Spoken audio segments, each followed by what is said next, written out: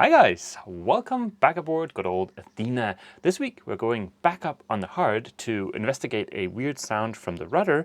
We're going to get 4 stainless jobs done, and also we are going to possibly get some kind of anti-fouling on the prop so we don't have to keep cleaning that, as well as a bunch of other smaller jobs. My name is Mess, this is my wife Ava. I've spent the last 5 years on a somewhat extensive refit of our 1987 Warrior 38 named Athena. That was a DIY fun-packed adventure complete with a very extensive osmosis treatment, building a new rudder using vacuum infusion, rebuilding the entire deck, gutting and subsequently rebuilding most of the interior, painting the top sides, and a ton of other projects. The summer of 2021 we started cruising full time. Now we're finally ready to begin our adventure.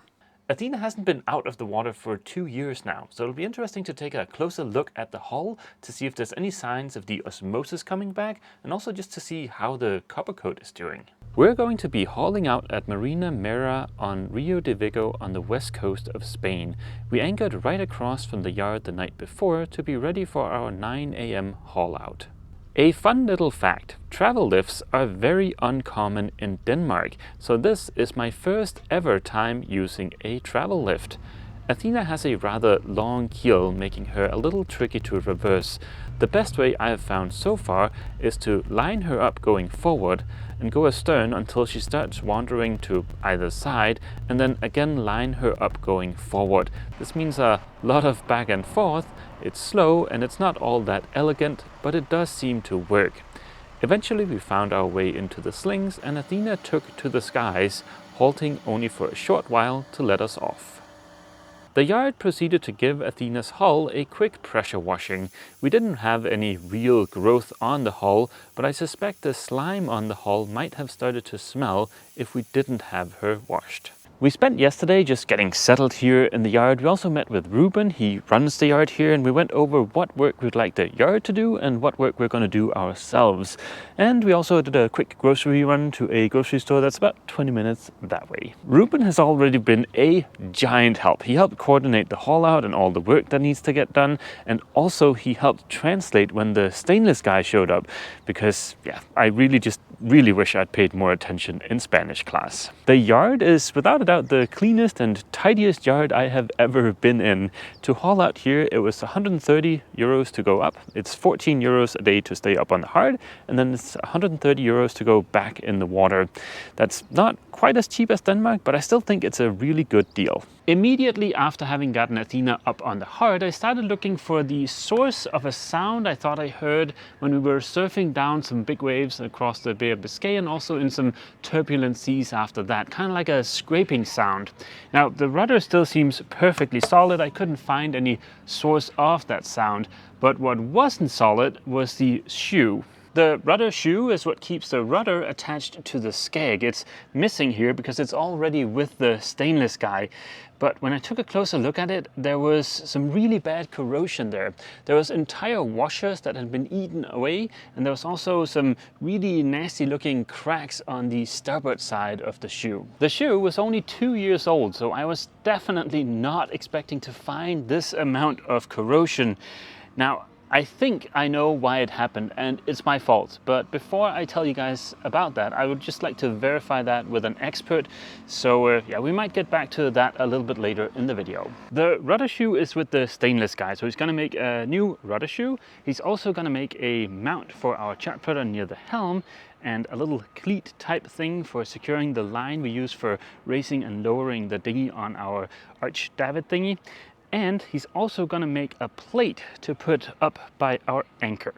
Right up there by the tip of the anchor, there's a 1 by 1 centimeter ding. That ding happened a couple of days ago when we were raising the anchor. 100% Captain Dumcup's fault.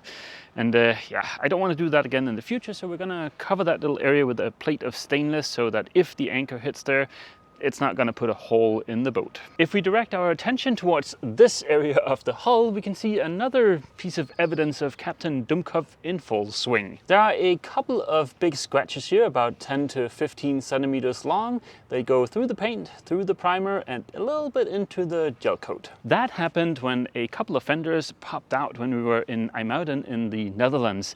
So it's not actively something I did to hurt the boat, but we're still stuck with a couple of scratches, and we're gonna have the yard repair those. Fixing the scratches shouldn't be that difficult. I think I'd be capable of doing that myself. But the minimum size of paint can you can buy of Perfection Pro, which is what I used for the hull, is 1 gallon. And I need only just a tiny bit to fix the scratches. So yeah, we're gonna have the yard do it. But like I mentioned, there is also some jobs I wanna do myself. Like for instance, get some kind of anti-fouling on the prop. Having the prop be nice and clean is crucial when it comes to fuel efficiency, and diesel is pretty expensive these days. Up until now, I've just dived on the hull every once in a while and scraped the barnacles off of there. But yeah, as you can see, we've definitely had some growth on here, and hopefully with the anti-fouling we won't have to clean it as often. I think Ruben is bringing me a kit to do the prop tomorrow. Today's a national holiday here in Spain, but I might as well get it off today so we're ready for tomorrow. There are a couple of folded over tabs in here that secure the fastener that secure the prop. As you can see, I've already bent over the first one. After having done the second one, we should just be able to loosen this and take the prop right off. This is one of the great little things about having done most of the work aboard Athena myself. When I have to fix something, there's very little guesswork involved.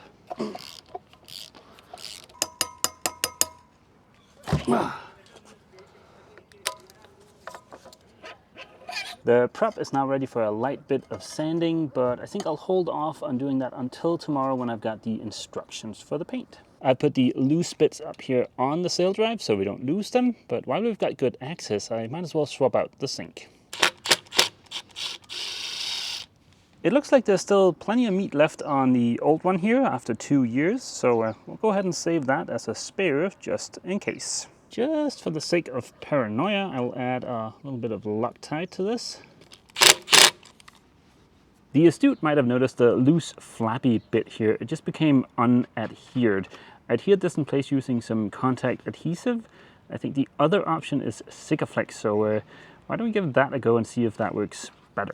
After having sanded off the glue residue on the rubber thingy and the bottom of the hull, we now have nice clean surfaces that are ready for Sikaflex.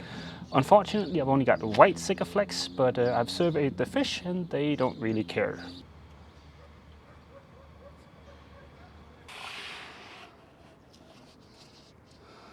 I've used a little bit of duct tape because I couldn't get the rubber thing to conform to the shape on the forward side of the hull, so the duct tape just pulls it tight. Hopefully everything stays in place until the Sika has cured. While we've got the Sikaflex handy, we might as well fix another little thing, something a lot of you guys have asked about over the years, and that's this weird hole here. The hole is very much there on purpose. I drilled it myself. It is the drain for the chain locker. There are 2 common ways of draining a chain locker aboard smallish sailboats. You can either do it directly overboard or you can do it to the bilge. I absolutely hate the idea of draining it to the bilge, hence the hole. Typically when you have a drain that's directly overboard, you cover that with one of these little clamshell covers here. This simply just goes here and it keeps water from going in there when the boat is sailing and the bow goes down.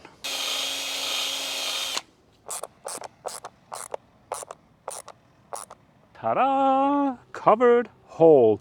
Now the clamshell cover is not really important. It's more of a cosmetic thing, I think. We have had no issues with water ingress into the rest of the boat. So yeah, for us at least, it's a cosmetic thing. It is the next day and things are happening. I just got the kit to treat the propeller and the painting guy has already been busy on the starboard side. He's sanded the area, faired in those 2 little scratches, primed and painted everything. I think he mentioned that the last thing he has to do here is just to polish the little dull areas along the edges, just to feather those in, and then he'll be done. While I was looking at the sail drive yesterday, I noticed that the coating down here had failed and there was a little bit of exposed aluminum. So I sanded back the area and got a little bit of this green primer from the yard. It needs just 1 more coat and then we can go ahead and apply anti-fouling later today. In an attempt to keep growth off of the prop, I'm gonna try and use this Peller Clean from Seajet. My understanding is that it's supposed to work in a similar way to Prop Speed, but it is a fraction of the price. I believe this kit was something like 60 euros. A similar kit from PropSpeed, I believe, is around a little over 200 euros. And Ruben recommended this stuff, so yeah, I figured it's well worth it to give it a try. As you can see right here on the front of the box, there's a biocide-free sticker. The way this is supposed to work is that it should make the prop so slippery that nothing wants to grow on it. The kit comes with a primer and a clear coat. I think this is what's supposed to make it slippery, and there are also some instructions in there. The instructions are very straightforward, but they're well worth reading because there's a little bit of surface prep involved, and there's also some overcoating intervals that you need to stick to with the primer and the clear coat. I've already done the prep work, so the prop is all sanded and wiped down, and I figured the easiest place to paint it is going to be on the sail drive where it's nice and secure. Now there's one thing I'm a little bit skeptical about, and that's this end doodad here. The old one I had of this was aluminum. The new one here is plastic, and I don't know how well the primer is going to adhere to this plastic, but we'll find out.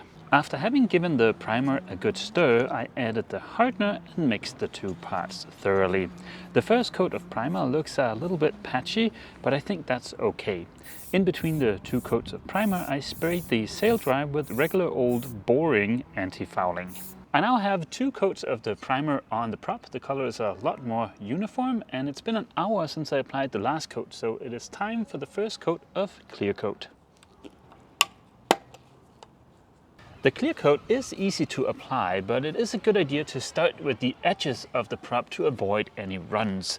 It is now the next day and the clear coat has cured nicely, and it feels just like touching silicone. It does feel pretty slippery, so we'll see how long this stands up to the test of time. The next couple of days are supposed to be awfully rainy and gloomy, so I don't think we'll get much more work done on the outside of the boat.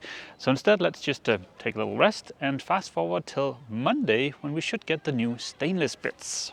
Good morning, guys. It is Tuesday morning. It's exactly a week since we went up on the hard, and as predicted, there has been some additions to the boat. The stainless guy dropped off the modified pedestal guard yesterday, so now we have a chart plotter here at the helm. This is designed so that we can loosen the chart plotter and rotate it around so that we can watch the screen from either behind the helm or here inside of our little enclosure. One of the reasons I did that is so that when we're sitting inside of the enclosure with our backs up against the cabin tub, we can watch the little video feed from the top of the mast to see what's ahead of us. The stainless guy also made this little cleat up here for the line that we use for lowering and raising the dinghy. This might seem like a silly little upgrade, but I actually think we're gonna be really pleased with this because up until now, this line has been forced to share the cleat down there, which is kind of annoying.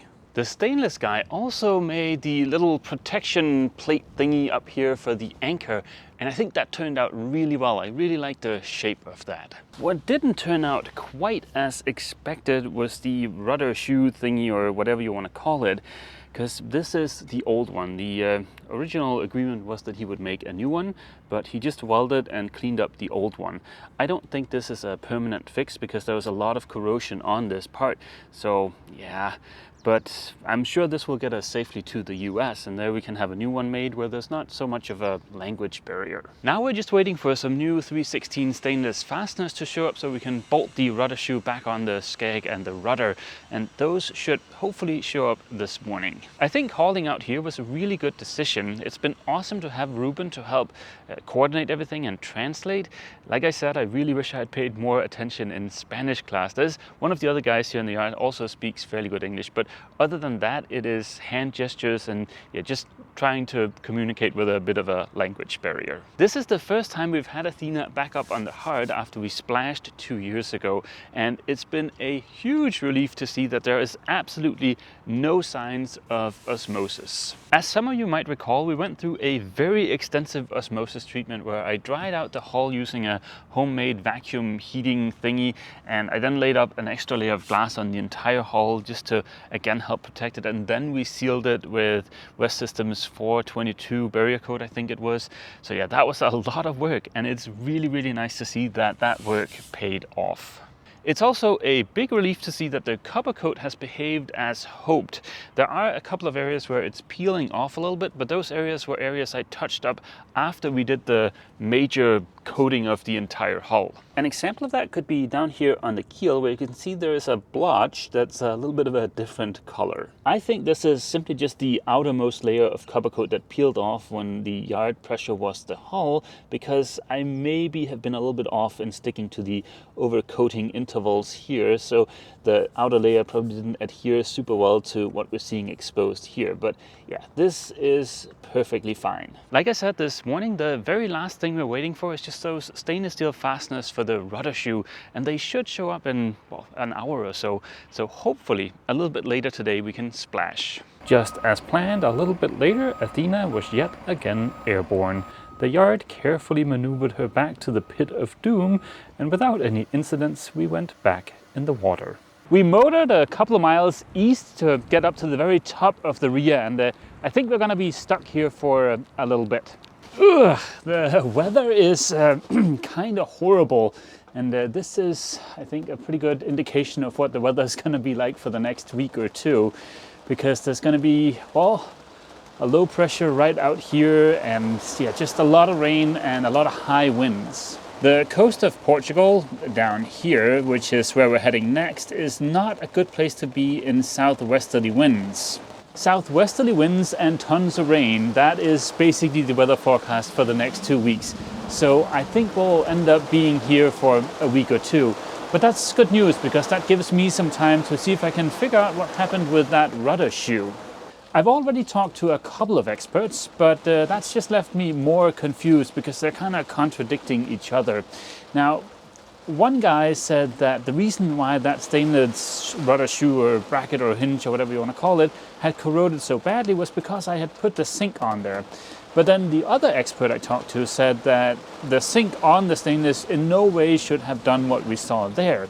He said that it was most likely an electrical issue.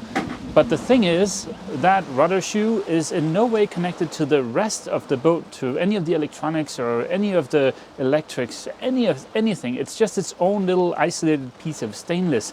So yeah, I don't know why it corroded so badly. If you've got a suggestion, please go ahead and leave it down in the comment section. Fingers crossed we at some point figure out what went wrong with that stainless shoe doohickey, but yeah, fingers crossed.